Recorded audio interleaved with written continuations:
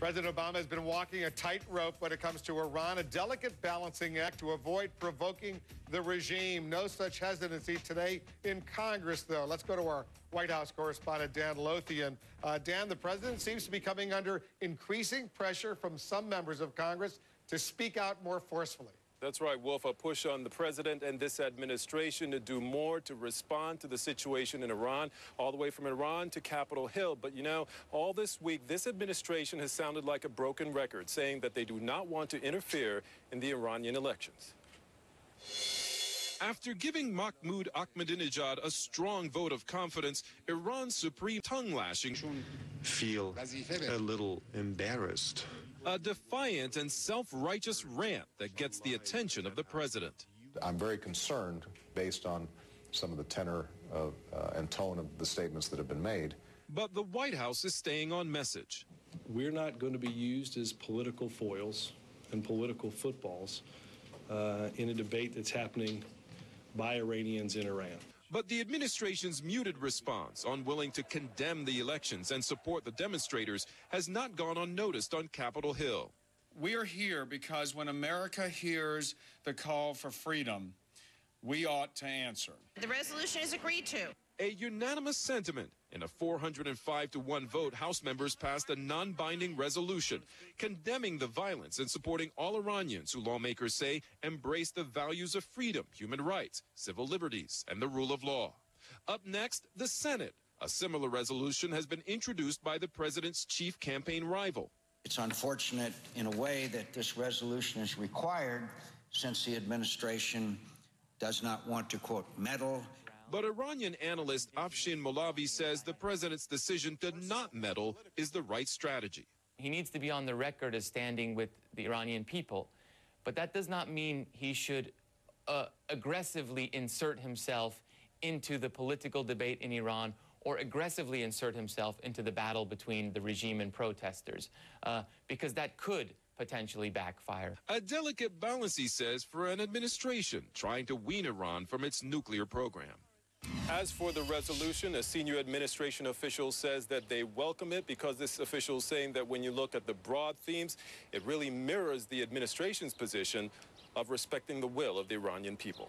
Wolf? Dan Lothian's at the White House. Thank you. Iran's supreme leader has now shut the door completely on a new election, but Iran's reformers say the presidential vote was stolen. Do they have a good case? And what do they do now? And joining us now, Joe Klein of Time Magazine. His piece is entitled 10 Days in Tehran, What I Saw at the Iranian Revolution. Joe, thanks for coming in. You're just back. Was this election rigged? I think so. Ahmadinejad might have won it anyway, but it would have been a lot closer.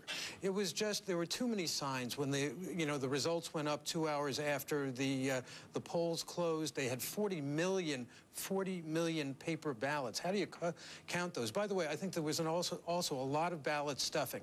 I spoke to a number of people who were guarding the precinct boxes, and they didn't get to see the ballot boxes before the voting started. So in a lot of places, my suspicion is, it's just a gut suspicion, they threw in a lot of votes before the voting even started. Because if Ahmadinejad wouldn't have gotten 50%, there would have had been a runoff against him and Mousavi without any others in the race, and that could have been the kiss of death for Ahmadinejad. Absolutely. But I got to say, as an old political reporter, I watched the debates, I watched these guys campaign. Ahmadinejad was the best candidate out there. He just trashed Mousavi and Karoubi in their debates. He was kind of a demagogue, a little bit of Ross Perot with those economic charts, and he did these direct attacks on his opponents that was very un-Iranian. Are we seeing in Tehran now what some are calling the Tehran Tiananmen? Yes, we are. They put 1 million people in the street today. I don't think anybody a week ago, on Saturday, when we saw the results of this election, all of us who were there were saying, and talking to our Iranian sources, were saying, well, they'll be out in the streets for 2 or 3 days, and then it'll go away. But it keeps on getting bigger and bigger and bigger. And now you see at the very top, you see this divide according to generations. You have the generation that made the revolution, people like Rafsanjani, Mousavi, and those people, and then you have the generation that fought the Iran-Iraq war. And those two sides are at loggerheads at the very top of the Iranian government. What's the impact of this internet technology, all the various forums, whether Facebook or Twitter? What is that impact on the ground? Because you were there, you were walking around during these demonstrations. Well, they tried to stop it. I mean, you know, the text messaging is huge there, and it was also the way the Mousavi campaign had organized itself. That's how they did their phone trees and so on. And the Supreme Leader cut it off Friday morning as the vote began.